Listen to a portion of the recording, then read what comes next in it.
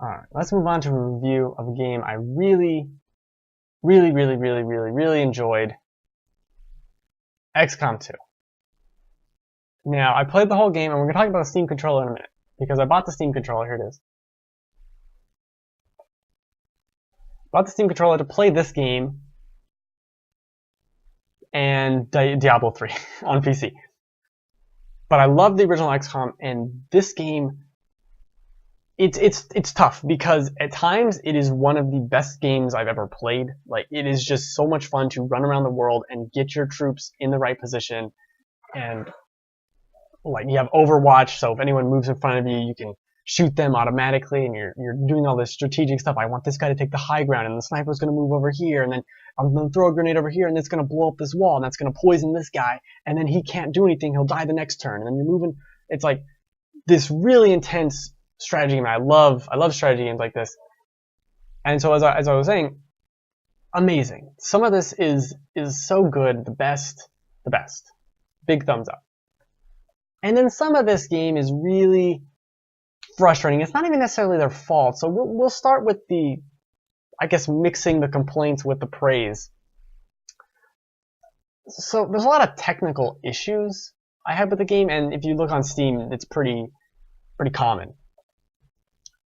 It'll stutter between turns. It'll do things where the character will end their turn, but it kind of waits and hangs.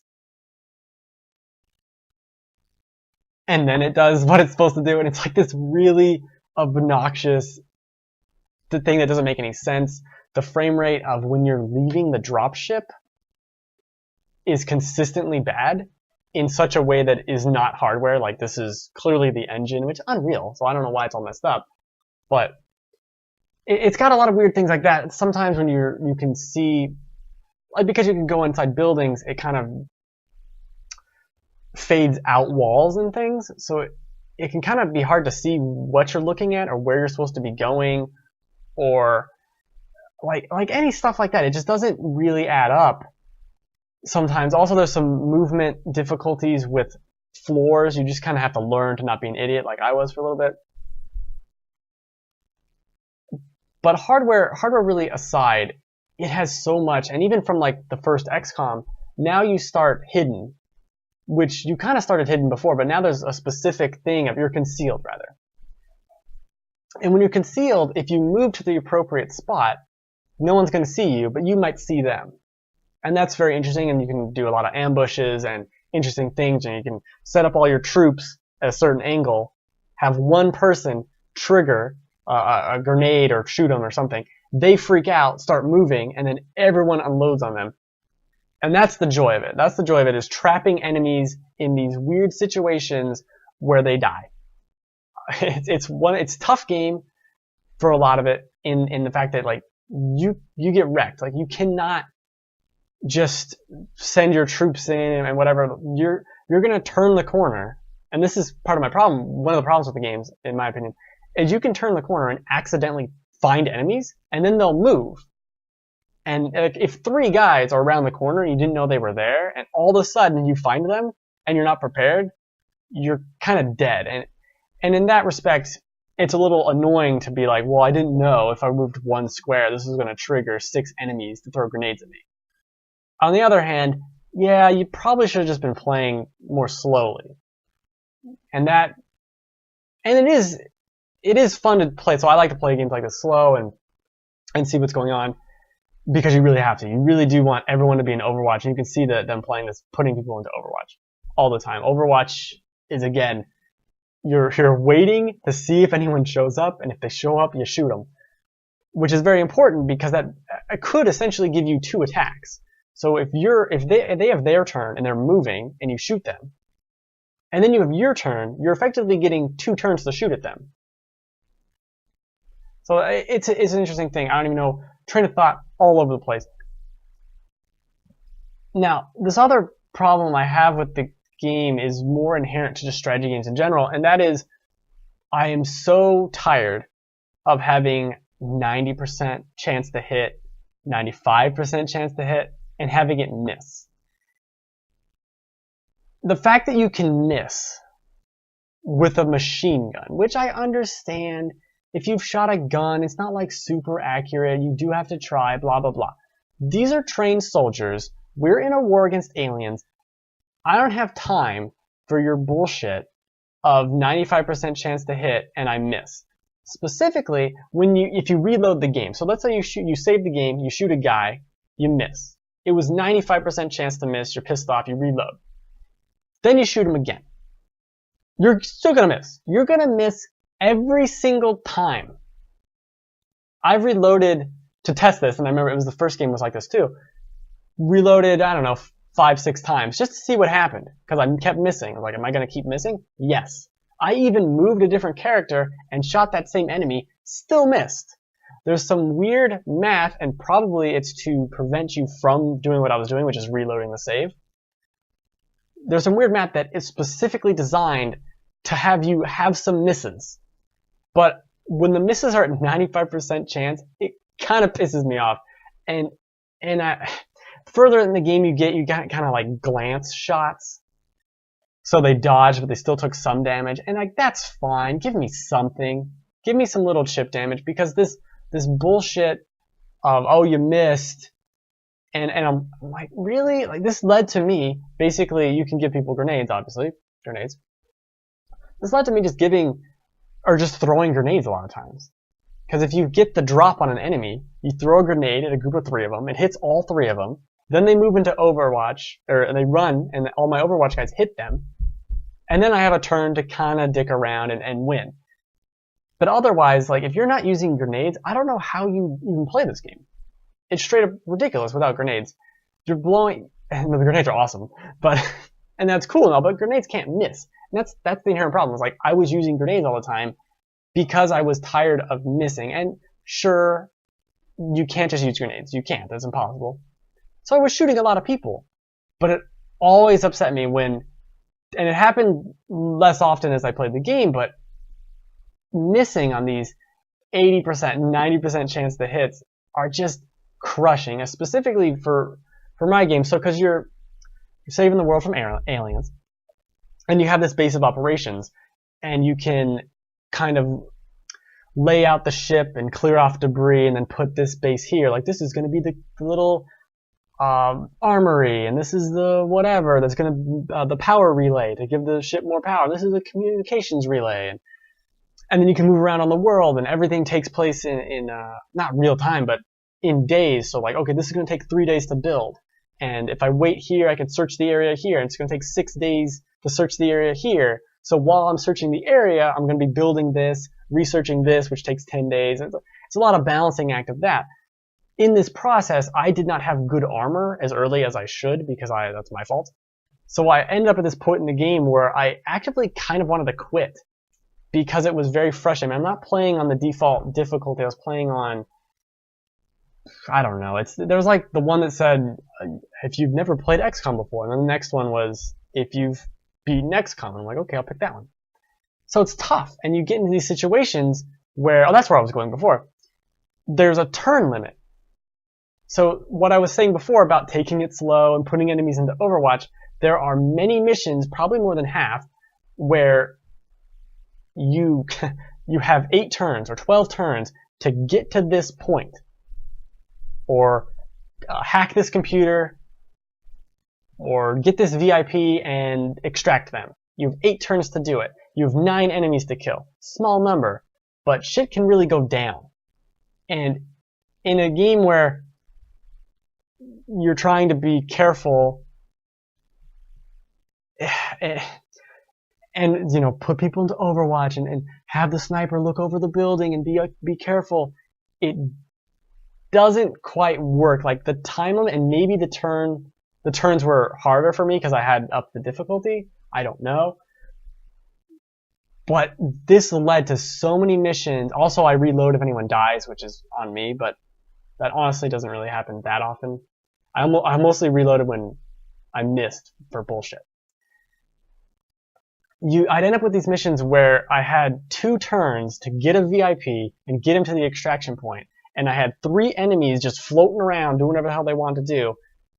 And I had to restart the entire mission because it was physically impossible for me to rescue this person and leave. And it just felt very rushed, and if I had ran through the streets like an idiot, I would have just taken all the fire and would have died. So I'm not quite sure how I could have done that mission better. When I restarted the mission, it gave me a new map and I was able to do it. And it's just really frustrating sometimes, and that's part of the fun. Part of the fun is having the game, like, here's a bunch of enemies, and you're like, okay, how do I take them out? I can throw the grenade there, I can do this. There are things where reinforcements will come in, so a flare drops on the ground, and it's so fucking cool. Like, when a plan goes well, that's what this game does, is like the heist moment of like, when a plan goes well, it goes well. So they drop the flare down, and I just happen to have a bunch of my guys right there. So I just set them all around the flare in Overwatch, so they're all ready to shoot. The helicopter drops in, drops 3 guys down. The 3 guys drop, perfectly normal, in the middle of a circle of all my guys. Then they run, and it does this slow motion sequence of all my guys going like, boo, boo, boo, boo, and these aliens just like exploding and flying everywhere. Killed all 3 of them. I sat there, I looked like a fucking genius, and I loved it. Amazing. And it's full of, I don't want to just complain about it, because it's full of these moments that are awesome, that are so good, and it's so much fun to see, like, okay, this is that enemy, I gotta be careful for this, or he's trying to flank over here, if I move my guy back, and then it's the chess game of it, and it's so good. Even more interesting is the world, overworld like map where you're in the ship and you're building equipment. You have to, do I want to do the autopsy on this enemy, or do I want to research power armor, or do I want to build this facility, or do I want to have this guy, he could be building this facility, or he could be helping over here, or like the balancing act of that is so good. Hair in my nose. It's so good. I think it suffers from the Dark Souls problem, where the last half of the game or third of the game is much easier than the beginning, which is fine, because it's still, even at the end of the game, like the final encounter is pretty ridiculous, and the final stuff is really, really tough. But it's not tough in the same way, because like at the beginning you can get shot twice or once and die. Towards the end, you can kind of be a little fast and loose. You have armor now, you have twice as much health. The health numbers are really low. The other thing that's really good about this game is the level up system, which I really want someone from Witcher, or more specifically Fallout, like Fallout 4, to look at these perks you get to pick and understand that that's what I want from perks. I want real choices. So you got 4 different classes of of units. So you got I forget what they're called. You got the engineer guy who's got a little drone. And the little drone, you can pick these things. So do you want to pick if it has double med kits and it can go around and do medical stuff? Or do you want to pick it can hack machines, like hack robots and turn them onto your side? Those aren't necessarily decisions you have to make, but those are, each level up has 2 choices and you can only pick one. So you can really, like, do I want to have the ability to see enemies into Overwatch further as a sniper? Or do I want to be able to shoot my pistol, like, with impunity? They're interesting choices that actually have meaningful results a lot of the time. Like, there's an ability for the sniper where if anyone who's on the board, if they're in my view, I can shoot them. I can get 1 free shot at all of them with the pistol, which is low damage, but if there's a bunch of guys, you can do it. And there's other things to pick, like one of my drone guys, he was like a combat drone. He can do damage to the enemies, but he can't send out medical assistance. So that's the choice you have to make. Do you want your medical drone, or do you want the drone to be more offensive? Do you want your squad mate to be able to conceal themselves and to go, like, disappear into the shadows and they can kind of scout out? Or do you want them to do more melee damage? It's very interesting choices for every... Did I have that up the whole time with the bar? And very interesting choices for every level up. And it's not a game where you level up quickly. By the end of the game, I had leveled up. That was 40 hours almost to beat this game. I'm bad at chess. Yeah. I'm not necessarily great at chess, but it's a different type of chess where you are moving units around. There's a lot of thinking involved. Um, one other thing was, oh, in the first game you had psionic abilities, so they're like telepathy and mind control and blah blah blah blah blah. Is that the same thing? No, it's different. Telepathy's like, never mind. Doesn't matter. So you could scan your units and see if they had any psionic abilities. And if I recall correctly, it just gave them one of them. So like, oh, here's your psionic ability. Merry Christmas. And here's what you get. In this one, you can train soldiers from rookie soldiers up in like a psionic class of its own. However, I never did this because by the time I got that psionic ability to train soldiers to do that, everyone in my party was so leveled up, I didn't feel like taking advantage of it. I looked up their skills. They seemed really cool and interesting, but blowing everything up with grenades was working well enough for me, so I never did that. And that was kind of disappointing to me because that was one of the big new features of the game was, hey, we have this new psionic class, but they buried it behind this thing where I couldn't give it to any of my soldiers that I had been training, that I'd been doing this whole time with. I didn't have anyone. I'd have to recruit a rookie, train them as a rookie. Now they have, I don't know, 2/3 of the HP of a normal soldier, and I have to level them up. And at the end of the game, in the last 10 hours, 15 hours of the game, 20 hours of the game, doesn't matter. That's partially on me for not developing things in the right order necessarily, but that was very disappointing because mind controlling units is really cool, and you do get to do that in the final mission. Regardless of what you choose. No spoilers, but you do get to do that. And you get to hack units, so I did get to hack units. It's just, that was just a disappointment, and that's partially my fault. I guess if I played it again, I would try and do that more quickly. But you can do the game entirely without psionic units, because I did. And it's not that difficult. You can still blow everything up and scope around and do all your things. And that chick is, so that's not procedurally generated, that's a character. And it's so fun because it's people, like I put in a bunch of people, internet famous people from like IGN and whatnot. So I have him in my unit, and it's always fun to be like, oh, I can't believe, like I have a kind of funny shirt. So like Nick Scarpino ended up being like one of my best, like sneaking around soldier guys. And it was just fun to have those people. Like that's part of the fun of it. And it took about 2 hours to put all these names in there. But that's awesome. It's really fun to do that and put people in there and have a personal relationship with them in this weird arbitrary way of like, oh man, you're a really good sniper. That's super cool. Or, oh, you almost died that one mission. We almost lost it. It's really, because there are a lot of problems with it. There are some technical problems with it. Oh, more specific on the technical problems, I had a few times early in the playthrough, I had menus not pop up at all.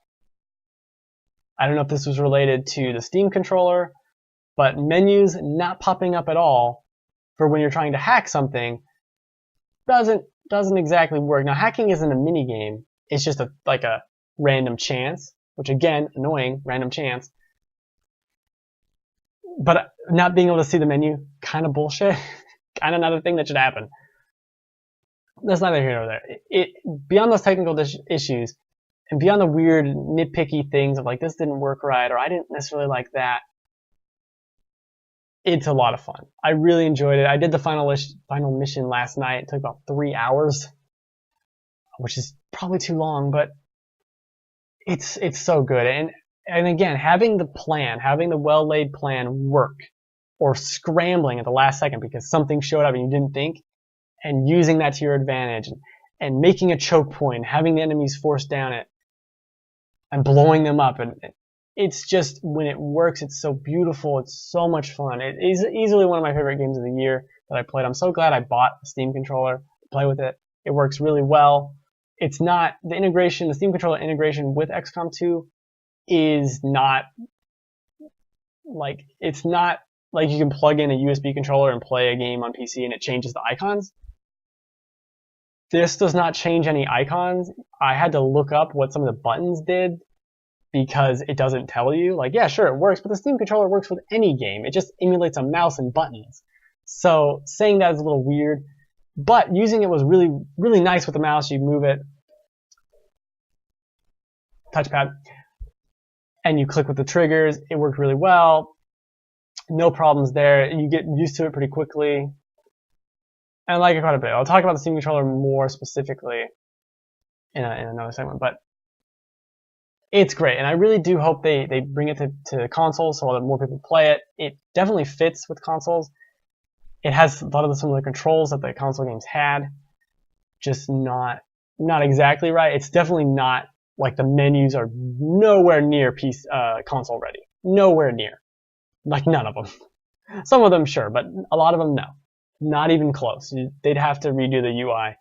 And who knows if they signed a deal with this for PC. It's kind of strange. It's been out for about 2 months. No word on a console release. It could happen, but I think they're kind of still trying to fix the engine. Glare. But great game. Really enjoyed it. But despite some faults, looking for a strategy game, you cannot go wrong with XCOM, and it's so much fun. And you don't have to play like me and restart the level if you die. Like you can let the people die, but it's just like Fire Emblem. You don't want the characters to die. You want to make sure they all live, so you restart missions and blah blah blah blah blah. But a ton of fun. Loved it to death. Not to death. That's too strong. It was really good. Don't go crazy.